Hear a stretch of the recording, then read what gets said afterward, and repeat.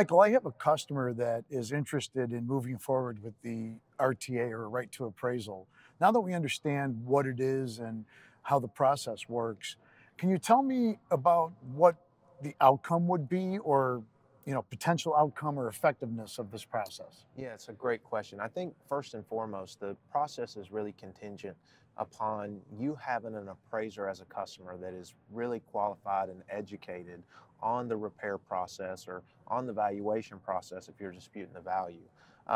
Most of the time, your shop's going to be able to give you a referral or at least point you in the right direction of an appraiser that they feel is qualified to assist you.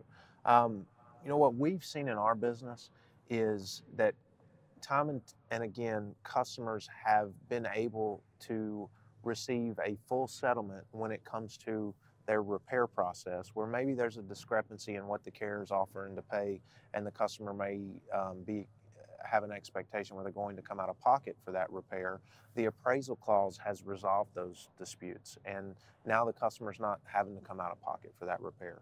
Other situations we've seen, customers may have a vehicle, it even could be a specialty vehicle, and a carrier will be 20–25% less on the vehicle valuation than what they're able to receive utilizing the appraisal clause. So I think, as long as you have an educated appraiser that's going to represent your interests, I think we've seen consistently very favorable outcomes for consumers. If you found today's tip helpful, please hit that thumbs up button and share the video with your family and friends.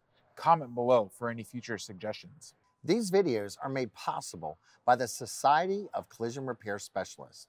SCRS and their members are committed to the future of the collision repair industry and serving you, the consumer, well.